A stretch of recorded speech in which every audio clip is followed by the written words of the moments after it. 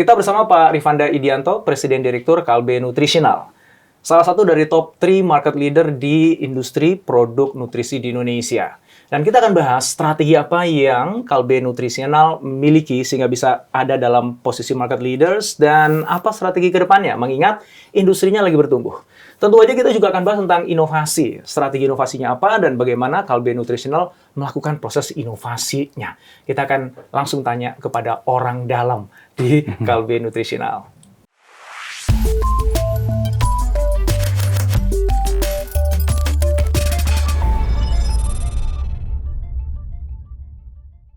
Terima kasih kehadirannya Pak Sama-sama, Rifa. Pak Indra, sama-sama. Pertanyaan pertama nih Pak, ngomongin strategi dulu kita. Ya. Kita tahu bahwa industri nutrisi, produk nutrisi di Indonesia itu lagi bertumbuh 5-7% per tahunnya. Betul. Nah, apa yang jadi strategi dari Kalbe Nutritional untuk bisa menunggangi pertumbuhan ini atau mengambil manfaat ya, meleverage pertumbuhan ini, Pak?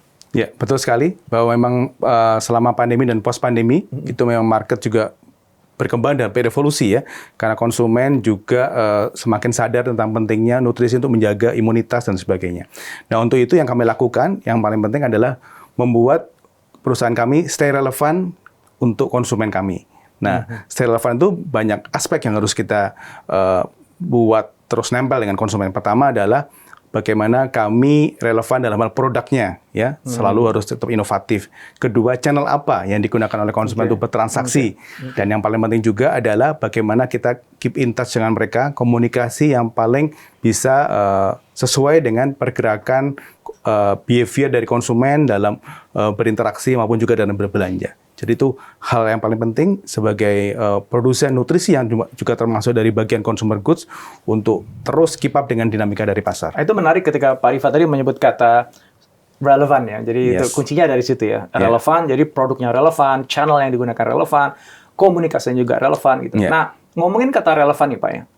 Apa sih yang berbeda pada saat ini dibandingkan masa lalu yang itu akhirnya membuat Kalbe Nutritional harus melakukan inovasi tadi ya, mengubah mungkin dari produknya atau channelnya atau komunikasinya apa? Ya, jadi memang inovasi dalam konteks Kalbe Nutritional kita perluas ya, tidak hanya produk saja. Jadi ya benar sekali bahwa selama pandemi ini kita semua terdidik ya untuk bisa ngikuti nih perkembangan konsumen yang sangat cepat. Yang berubah apa sih? Ya, konsumen sekarang ini sangat omni-channel ya. Jadi pada waktu dia melakukan pembelian produk misalnya, dulu cuman belanja di channel-channel yang tradisional atau konvensional, sekarang mereka bukan hanya menambah dalam koridor yang akan dikunjungi itu customer-customer yang sifatnya atau online atau e-commerce, tapi mereka melakukan dua-duanya sekaligus. Ya. Jadi dulu orang itu memilih salah satu misalnya either ke offline atau ke online, tapi sekarang melakukan dua-duanya sekaligus. Jadi checking di online ya, untuk dapat edukasinya yang sampai sedalam informasi, terus dia compare harganya. Tapi nggak puas tuh, ya kan? Setelah itu dia masih touch and feel di offline. Nah, kadang-kadang masih nggak puas juga, cek lagi harganya ke online. Nah, bolak-balik itu prosesnya menjadi cukup challenging dan juga menjadi lebih panjang. Tapi setelah itu konsumen juga bisa lebih loyal gitu. Nah, jadi yang kami lakukan adalah kita juga harus menggunakan channel baik itu online maupun offline sesuai dengan peruntukannya kita maksimalkan sehingga kita bisa mengambil manfaat yang sebesar-besarnya. Contoh konkretnya adalah kalau di Kalbe Nutritional misalnya, kami menggunakan semaksimal mungkin channel online untuk edukasi produk ya. Jadi keunikannya produk nutrisi adalah memang konsumen tuh perlu edukasi lebih banyak sebelum melakukan transaksi. Jadi kami combine antara edukasi dan transaksi dan juga kita melakukan komunikasi sebaik-baiknya. Nah, itu salah satu cara untuk lebih relevan di konsumen yang sekarang sangat omni-channel. Itu dari aspek channel yang digunakan Pak ya. Kalau dari sisi produk sendiri ada Pak yang berubah yang sehingga harus lebih relevan sekarang dibandingkan kalau kalau produk yang lama mungkin nggak lagi relevan, yang sekarang mungkin lebih relevan, itu ada juga nggak? Kalau produk yang sekarang yang dicari adalah tentunya dalam kondisi ekonomi yang juga cukup tough ya, tapi juga growing. Orang itu sebetulnya sekarang ini dengan spending yang sama ya, atau karena wallet yang sama, dia tuh pengen lebih banyak experience juga. Ya, traveling, ya, mencoba tempat-tempat wisata yang baru dan sebagainya. Jadi tantangannya adalah produk-produk yang biasa dia pakai, dia juga pengennya juga lebih bisa punya banyak pilihan. Nah, untuk itu memang selama pandemi ini kita juga lebih banyak mengeluarkan produk-produk yang tentunya lebih elaboratif ya untuk konsumen, terutama yang concern dengan katakanlah affordability gitu ya. Jadi kita banyak mengeluarkan produk-produk yang lebih affordable, yang sekarang ini tentunya membuat produk kita jadi lebih accessible buat konsumen. Karena sekarang konsumen pengen lebih banyak konsumsi nutrisi, tapi mereka juga pengen produknya lebih accessible ya, karena mereka juga punya banyak kebutuhan yang lain. Oke, jadi pertama tadi dari sisi channelnya, berarti sekarang omni channelnya udah lebih kenceng ya, karena masyarakat ingin punya pengalaman offline tapi juga pengen kemudahan dari online-nya. Gitu. Yeah. Kedua adalah dari sisi produknya sendiri juga ada penyesuaian ya untuk bisa staying relevant dengan kondisi masyarakat yang mungkin keinginannya banyak tapi kantongnya sama segitu aja gitu ya. Betul. Tapi Jadi, juga pengen sehat gitu betul. ya. Maka tadi solusinya adalah keluarin produk yang lebih affordable gitu affordable, accessible, dan jadi kita juga harus memperkuat juga distribusinya ya, dan kita harus membuat distribusi itu pada channel-channel yang relevan ya. Sekarang jadi lebih luas lagi nih, tidak hanya channel-channel konvensional tapi juga channel-channel alternatif, termasuk juga di channel-channel e-commerce yang berkembang sangat besar. Kalau komunikasinya Pak, tadi kan Bapak nyebut 3 ya, produk dan channel, yang berikutnya adalah komunikasinya Pak, untuk staying relevant itu Pak. Itu apa yang berbeda sekarang Pak? Yang sangat berbeda adalah memang gaya konsumen sekarang ini ada 2 hal. Pertama dari segi media ansih ya, itu kalau dulu kita hanya menggunakan media konvensional, sekarang konsumen sudah sangat mengikuti perkembangan tren terbaru di sosial media. Nah ini sangat berbeda. Jadi kalau dulu memang kita lebih banyak katakanlah komunikasi dari manufacturer itu kepada konsumen via media konvensional, sekarang komunikasi itu bahkan bisa bottom up gitu. Ya. Bottom up itu gimana? Dari konsumen juga menyuarakan gitu ya, keinginan-keinginan dan sebagainya. Kita harus mendengarkan itu, karena di sosial media itu justru banyak hal yang bisa kita dapatkan untuk mendapatkan potensi bisnis ataupun keintiman dan konsumen yang lebih baik lagi. Jadi sekarang jelasnya adalah untuk komunikasi itu tidak bisa lagi satu arah, tapi bahkan sekarang udah multi arah ya, bahkan bisa juga dari konsumen kita harus bisa menangkap langsung. Jadi itu yang dari sisi media. Kedua juga secara komunikasi tentunya pada akhirnya berkaitan dengan decision making ya. Bagaimana dengan tadi itu konsumen mendapatkan knowledge tentang produk ya, mendapatkan persepsi yang baik dan mendapatkan edukasi. Nah, pada waktu decision making konsumen terutama generasi yang lebih muda, millennials dan Gen Z, itu mereka juga sangat ingin mendapatkan masukan ya dari yang mereka anggap lebih expert. Baik itu expert dalam yang mungkin adalah key opinion leader ya, key opinion leader yang formal maupun yang informal. Baik formal itu bisa dalam bentuk healthcare professional, ataupun juga informal adalah mungkin orang yang dianggap lebih tahu dalam konteks nutrisi di sosial media dan sebagainya. Jadi sekarang kita harus menggunakan banyak banyak kolaborasi approach ya, tidak hanya. Artinya komunikasinya itu tidak lagi vertikal tapi horizontal. Oke, menarik. Sekarang kita masuk ke inovasi nih Pak, karena kalau kita buka websitenya nih, Kalbe Nutritional itu justru yang muncul pertama kali adalah bahwa kami menjadikan inovasi sebagai kekuatan utama. Wah, ini yang menarik ini ya. Mulai dari pertanyaan kaitannya dengan inovasi di level strategik dulu Pak. Apakah ada di Kalbe Nutritional sebuah strategic innovation initiative Pak? Karena honestly banyak perusahaan punya strategic planning ya, atau strategic initiative dilakukan di akhir tahun atau awal tahun seperti ini, tapi mereka tidak menindaklanjuti dengan strategic innovation inisiatifnya gitu. Jadi inovasinya lebih pada sporadik gitu. Nah kalau di Kalbe Nutritional gimana Pak? Ya, mungkin perlu saya highlight juga ya bahwa mungkin juga dari audiens juga mungkin banyak belum tahu ya bahwa Kalbe sangat bangga dengan DNA kami. Ya, kami merupakan salah satu perusahaan Indonesia yang inventor. Ya, jadi DNA Kalbe adalah DNA inovasi. Founder kami, Dr. Pun adalah seorang inventor, dan itu yang membuat kami juga terus berusaha untuk leading dalam hal innovation. Nah, dalam hal inovasi yang dilakukan di Kalbe Nutritionals, kita juga melakukan beberapa approach, baik itu yang sifatnya tuh top down ya, maupun juga yang bottom up. Nah, jadi inovasi mindset karena sudah menjadi bagian dari DNA kami, itu bahkan kita tuangkan dalam Kalbe punya credo ya, Pancasrada. Itu inovasi adalah bagian dari Pancasrada, bagian dari culture yang ada di dalam perusahaan. Nah, jadi mindset itu sudah terbentuk dari awal, kemudian kita curahkan bagaimana kita juga melakukan inovasi secara top down, tentunya menjadi bagian dari manajemen juga mengarahkan kepada katakanlah kita punya business unit ya, untuk selalu melakukan suatu inovasi yang secara terstruktur ya, ada project-project ataupun ada katakanlah NPD target yang kita set sebagai bagian dari pengembangan bisnis. Itu adalah yang pertama. Jadi inovasi itu menjadi bagian utama dalam pengembangan bisnis kita. Jadi sebagai source of growth yang juga tentunya terus kita kembangkan secara sustain ya. Kemudian yang kedua adalah secara culture kita juga kembangkan begitu banyak juga kompetisi-kompetisi inovasi ya, secara berjenjang dari mulai departemen, business unit bahkan sampai kepada holding group. Nah, ini yang tentunya kombinasi dari sesuatu yang terstruktur secara top down dan sesuatu yang bottom up ya. Itu yang akhirnya terbentuk suatu innovation culture dan mindset yang saya pikir cukup solid di dalam Kalbe Nutritionals.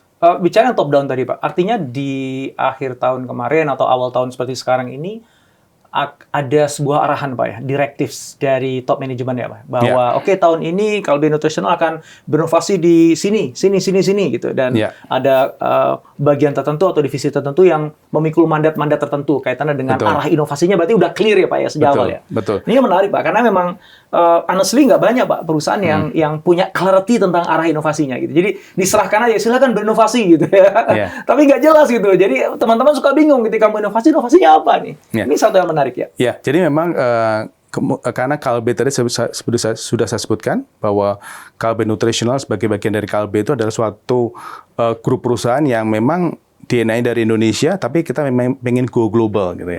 Nah, untuk itu memang Indonesia adalah headquarter ya. Indonesia adalah headquarter sebagai powerhouse untuk innovation engine juga. Nah, untuk itu memang kita dari awal tahun sudah selalu nih, kita ada semacam, bahkan kita kan ada suatu departemen yang khusus tentang innovation ya, Innovation Center kami itu juga tentunya melihat semua potensi pengembangan bisnis dari berbagai macam kategori. Nah, dari situ kita sudah pilahkan nih tren-tren terakhir secara katakanlah kategori ya, kategori yang sekarang ini mungkin kalau dalam konteks kami lebih sifatnya eksploratif ya, kita lihat tren-tren yang seperti apa. Terus dari yang kategori-kategori yang sekarang sudah existing, kita juga berusaha untuk exploit lebih jauh lanjut lagi supaya tentunya bisa ada suatu produk-produk baru yang terus berkesinambungan ya, supaya menjadi source of growth. Jadi source of growth itu kombinasi dari eksploitasi dan juga eksplorasi ya. Dan itu yang tentunya juga membanggakan kami karena kontribusi dari new product development itu senantiasa kita jaga di dalam double digit percentage kontribusi yang saya pikir itu membuat bisnis juga bisa lebih sustain. Karena memang Kalbe Nutritional juga adalah suatu perusahaan yang mempunyai misi ya, kami memberikan solusi nutrisi for better life untuk Indonesia.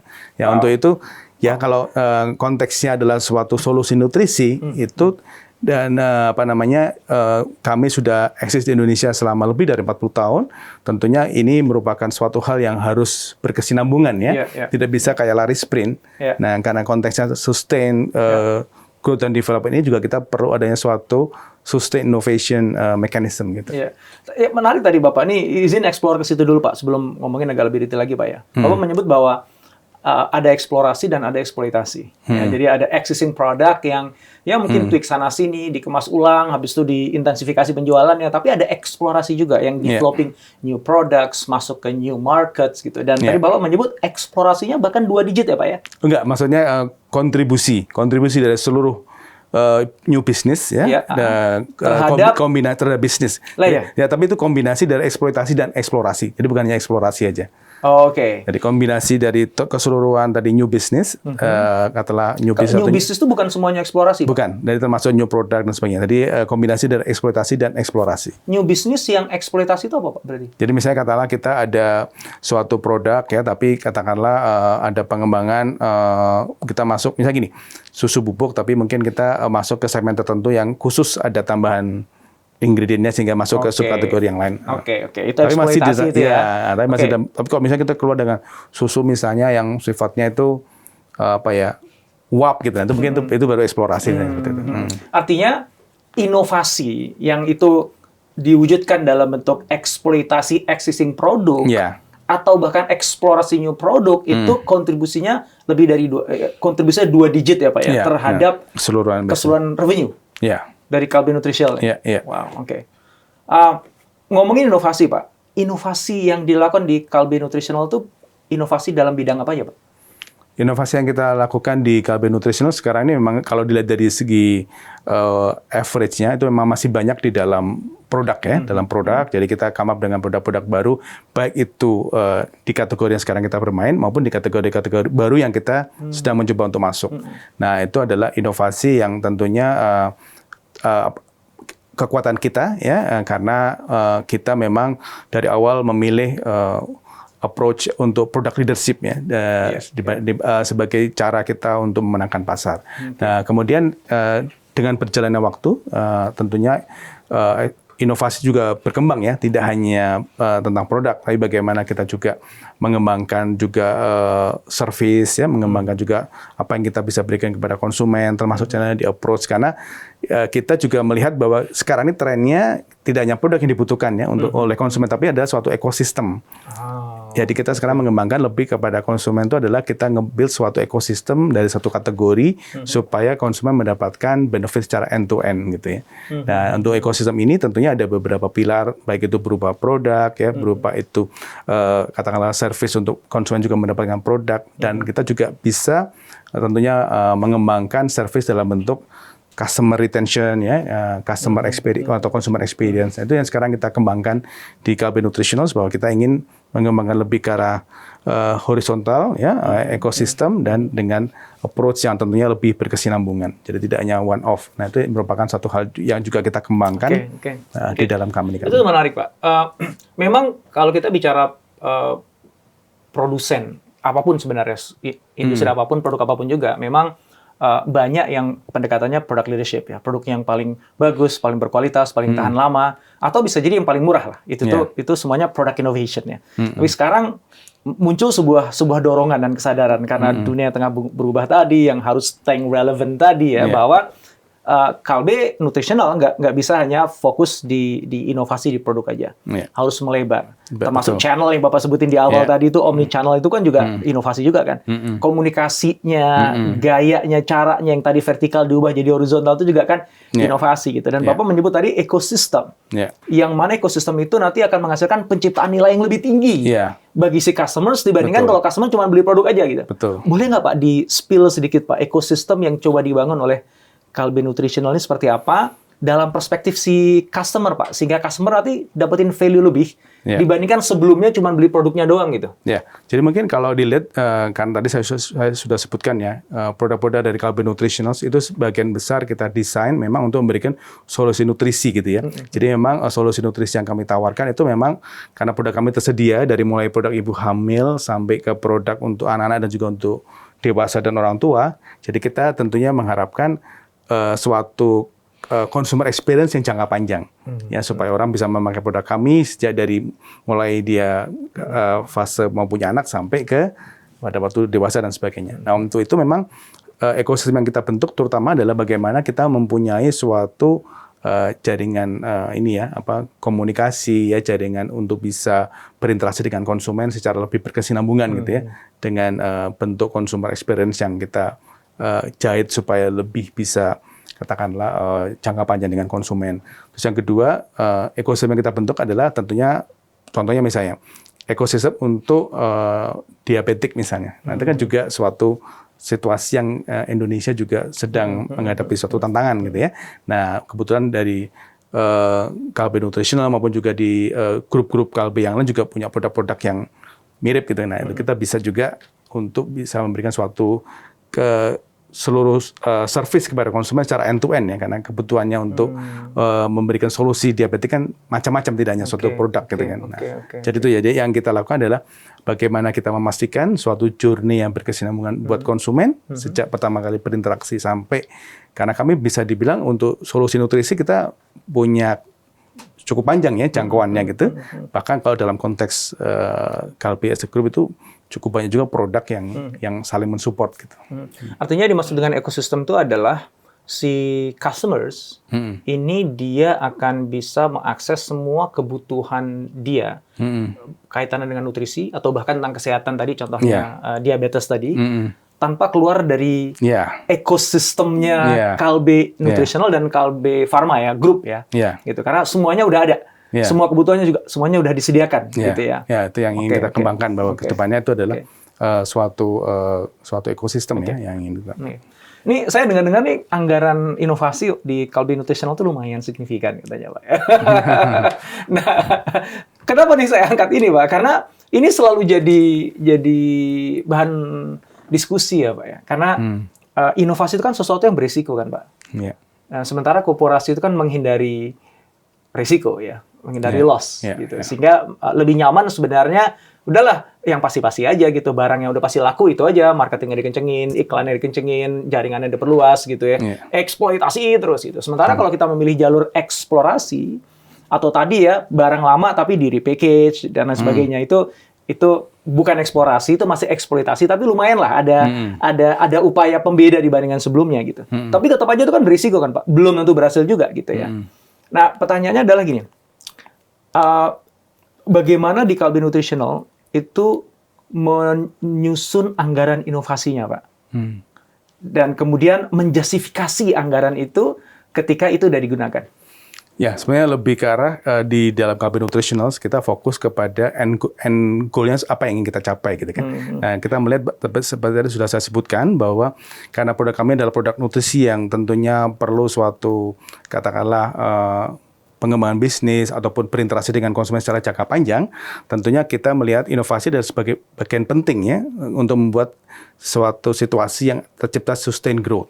Nah, jadi sebetulnya besar kecil investment tergantung dari bagaimana kita melihatnya. Apakah itu kita lihat sebagai suatu paket in one go, one snapshot, ataukah kita lihat sebagai suatu investment jangka panjang. Nah, itu yang kita lakukan. Jadi kami secara berkesinambungan itu melakukan kombinasi antara long term view dan juga mid term view untuk pengembangan bisnis. Dan tentunya kita berharap bahwa kedepannya ada suatu kontribusi yang signifikan dari inovasi, yaitu bisa berupa produk, perusahaan tadi kita kembangkan suatu service baru ataupun bisnis model yang baru, itu semuanya bisa kita kembangkan secara simultan. Nah, dengan melihat kombinasi-kombinasi seperti itu menjadi alasan katakanlah basis kita gitu ya untuk menentukan seberapa besar potensi dari inovasi yang sedang kita kembangkan ya, dan setelah itu kita bisa pertimbangan juga support inovasi yang akan kita berikan kepada suatu model bisnis atau model produk yang akan kita kembangkan. Nah, trik kami adalah bagaimana supaya tentunya ini bisa berkesinambungan. Tentunya memang dari manajemen atau dari perusahaan harus punya suatu katakanlah direction gitu, arahan dan juga komitmen gitu ya, untuk seberapa jauh untuk mensupport tadi new product, new business ataupun new service gitu ya, dan tentunya punya semacam guideline gitu ya, parameter-parameter untuk menentukan sukses tidaknya dari suatu inovasi yang akan terus disupport untuk jangka waktu yang lebih panjang dan sebagainya. Nah, kalau sudah punya guideline seperti itu akan lebih mudah gitu. Karena itu juga akan memacu ya semua orang kadang-kadang kan kalau dengan adanya suatu reference, suatu kegiatan jadi lebih termotivasi kan untuk mencapai hal tertentu. Nah, kalau pada waktu-waktu sebelumnya atau juga di banyak perusahaan karena mungkin tidak ada keberanian untuk menetapkan suatu horizon support dan juga horizon guideline tentang katakanlah achievement yang harus dicapai oleh suatu inovasi ya, itu akhirnya membuat situasi jadi ini ya kurang kondusif lah gitu. Oke, jadi dimulainya adalah dengan manajemen menetapkan horizon inovasi yang istilah Bapak tadi ya. Jadi apa sih yang dalam jangka panjang kita ingin wujudkan dalam konteks inovasi dan apa yang mid, apa yang mungkin quick win gitu ya Pak ya. Dan milestone itu clear, arahannya clear, targetnya juga clear. Kategorinya juga clear ya. Kategori inovasinya mau di mana juga clear dan itu memberikan guidelines bukan hanya kepada apa yang harus kita lakukan dalam proses inovasinya tapi juga penganggaran berarti kan. Iya. Nah, apakah kemudian dengan begitu berarti sejak awal tahun atau akhir tahun Kalbe Nutritional itu sudah menetapkan Pak, oke ini anggaran inovasi tahun ini sekian. Nah, apakah begitu atau modelnya nanti lebih bottom up. Jadi sesuai dengan begitu kita melihat proposal atau plan yang jauh lebih robust. Karena kan inovasi kadang-kadang ini ya tidak bisa kita predik ya. Quality atau quantity-nya year on year ya. Seringkali tiba-tiba kita punya Eureka, good idea gitu ada tengah tahun juga gitu kan. Nah, itu makanya kita tentunya dalam penganggaran juga cukup dinamis, tapi adalah bagaimana kita punya suatu cycle yang cukup disiplin ya dan juga tadi itu horizon-nya cukup jelas ya. Jangka pendek, tengah maupun panjangnya dan tadi sudah menjadi bagian dari DNA atau mindset dan sudah di bawah juga ada culture yang untuk memburu ya karena inovasi juga dilombakan. Nah, kita membantu untuk ya tadi itu supaya semuanya tuh antusias dalam berinovasi. Jadi penganggarannya itu diajukan oleh tim inovasi, ngikut dengan proses yang setengah berjalan, Pak ya. Betul. Tapi tentu saja sebenarnya perusahaan pun sudah ada reserve, Pak ya, ada reserve dana, tapi itu tidak diallocate dari depan, gitu ya. Tunggu sambil jalan aja, karena ide bisa datang dari mana saja, kapan saja, gitu ya. Dan kita nggak bisa prediksi. Nah, itu tuh menarik tuh. Jadi ada fleksibilitas dalam penggunaan anggarannya, gitu. Karena di beberapa perusahaan itu dari awal tahun udah dipotok Pak, inovasi A, B, C, D, E, anggarannya ini harus jalan gitu. Padahal kan ya balik lagi, inovasi sangat tidak bisa diprediksi. Ini menarik Pak, ini menarik ya. Ada 3 hal nih yang saya pernah dengar ya terkait dengan Kalbe Nutritional yang ini menjadi semacam referensi untuk inovasinya Pak. Ada functional foods, ada medical, ada teknologi. Karena kan 3 ini kan menjadi bahan baku utama nih di Kalbe Nutritional. Pertanyaan saya adalah dari mana kok bisa muncul 3 itu? Dan kedua, bagaimana itu Pak? 3 itu kemudian ada dijadikan dudukan bagi teman-teman dalam berinovasi. Ya, sebenarnya itu ada korelasinya dengan tadi saya sebutkan ya, bagaimana kita juga harus stay relevan kepada konsumen. Dan tadi sudah saya sebutkan juga bahwa kita memilih product leadership sebagai arahan kita untuk terus berkembang ya. Otomatis dengan product leadership itu kita menempatkan produk di center of gravity, right? Nah, tapi juga dengan berjalannya waktu ternyata inovasi kan semakin kita perluas, tidak hanya produk, tapi termasuk juga channel dan sebagainya. Nah, kita melihat bahwa situasi setelah pandemi misalnya, itu channel-channel tertentu menjadi lebih penting. Misalnya kata tadi channel medical dan sebagainya, jadi semakin penting karena orang semakin sadar tentang pentingnya kesehatan, ya, dan orang juga semakin sering berinteraksi dengan dunia medis dan sebagainya. Nah, itu juga menjadi jadi inovasinya kita perluas, tidak hanya produk, tapi juga tentang channel. Jadi itulah yang sekarang ini bisa dibilang bahwa inovasi yang banyak kita lakukan adalah dalam hal produk dan juga dalam hal the way we do business, gitu ya. Business model atau dalam ini lebih banyak konteksnya adalah ke channel yang kita bisa harus lebih adaptif, lebih luas dan sebagainya. Dan terutama kalau untuk di dunia nutrisi, tentunya medical menjadi suatu channel yang semakin penting untuk bisa stay relevan dengan konsumen dan mendapatkan trust atau credibility buat konsumen. Jadi itu yang akhirnya menjadi 2 pilar utama dalam inovasi ke depannya. Dan yang terakhir tentunya dengan tadi konsumen juga semakin berkembang pesat, baik dalam hal komunikasi, dalam hal dia berbelanja dan sebagainya, kita harus menggunakan teknologi ya sebagai enabler yang signifikan. Dan tidak hanya teknologi tapi juga digitalisasi. Itu menjadi sesuatu yang tentunya sangat penting sekarang ini. Ya, jadi digitalisasi, data analitis dan sebagainya itu menjadi bagian penting dari inovasi juga. Itulah pentingnya clarity ya Pak ya.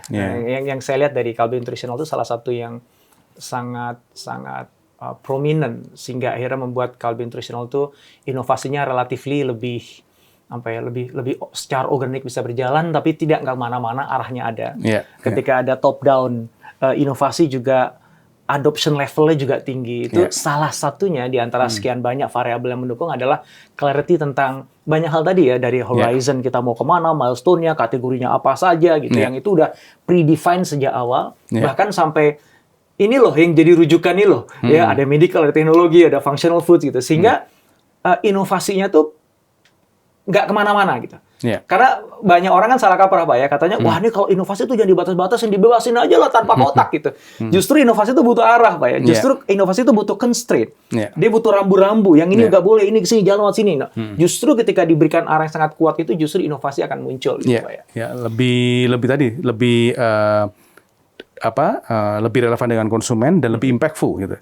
Itu yang kita rasakan pada waktu kita memberikan arahan yang mungkin kurang clear ataupun terlalu kebebasan yang kadang-kadang juga kita jadi terlalu banyak mencoba ya, trial and error akhirnya juga hasilnya kurang impactful. Ini saya terima kasih nih karena saya dengan teman-teman CS dikasih kesempatan banyak belajar dari Kalbe Nutritionals ya. Kita kita jalanin berapa project ya Pak ya di Kalbe Nutritionals. Jadi kenal sama teman-teman nih pejuang-pejuang inovasi di Kalbe Nutritionals itu memang luar biasa sih, hebat sih. Dan terakhir kan kita bicara agile ya Pak ya. Kemudian design thinking ya di Kalbe Nutritionals ya. Ada beberapa program inovasi yang kita jalankan.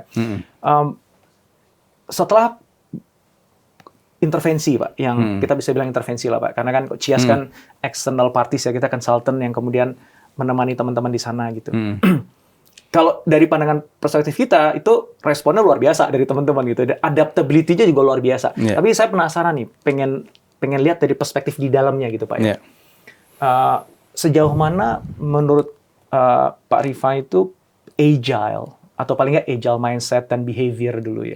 Syukur-syukur sampai ways of working itu sudah mulai Pak teradopsi, dan juga mungkin satu lagi nama nih Pak, design thinking itu kan juga yang kita pakai sebagai approach untuk kita inovasi di Kalbe ya Pak ya. Sejauh mana mindset customer centricity yang ada dalam design thinking itu sudah mulai mendarah daging, Pak, di teman-teman. Ya, jadi memang sangat menarik sekali ya dengan kita menggunakan metode CIAS yang agile dan juga design thinking itu. Pertama adalah kita juga bentuk suatu squad ya yang memang khusus fokus kepada approach yang baru ini, dan memang tadinya cukup challenging karena mereka juga bukan berarti dibebaskan dari current role. Jadi benar-benar mereka additional role, tapi ada korelasi antara project yang dia pegang dengan current role gitu.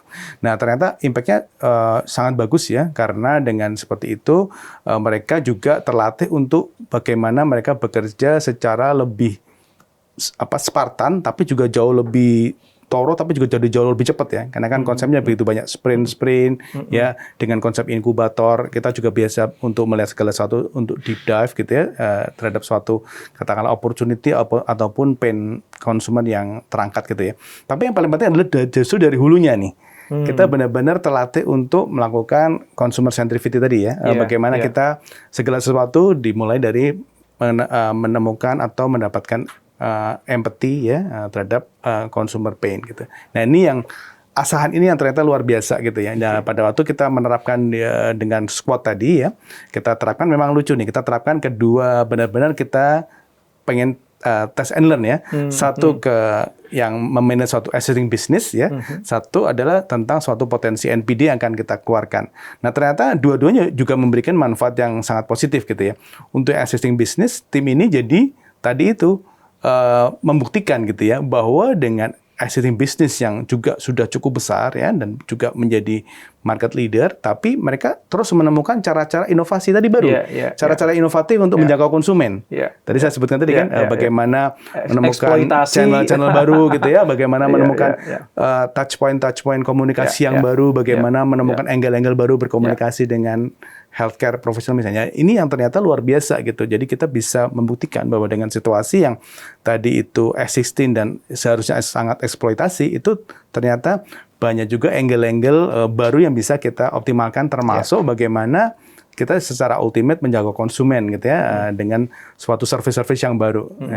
Nah, yang satu lagi jelas nih di NPD ini juga ternyata dengan konsep agile dan design thinking yang semuanya berdasarkan berusaha untuk membereskan atau mendengarkan consumer pain dan juga memberikan solusi, itu ternyata produk yang kita launch itu bisa kita katakanlah berdayakan atau kita empower dan kita sempurnakan dalam approach ke konsumen jadi lebih multi dimension gitu ya, tidak hanya single dimension. Itu ternyata memberikan hasil yang luar biasa sehingga bisa dibilang menjadi suatu NPD yang termasuk paling cepat pertumbuhan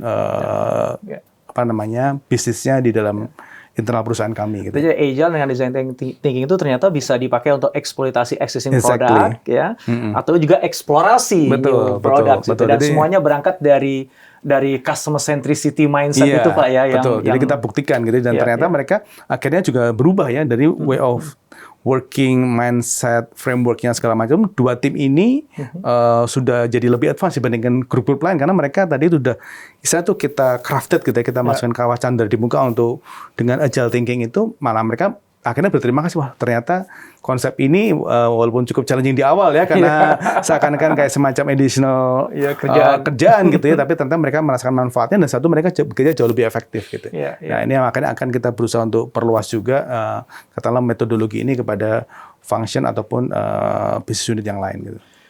Wow, luar biasa. Pak Rifa, terima kasih sekali untuk waktunya, sharingnya. Saya banyak belajar. Sebenarnya pengen lanjut lagi nih, cuman durasi. Mudah-mudahan ada kesempatan kita ngobrol lagi, Pak ya. Belajar bareng lagi. Terima kasih waktunya, Pak Rifa. Terima kasih, Thank you banget.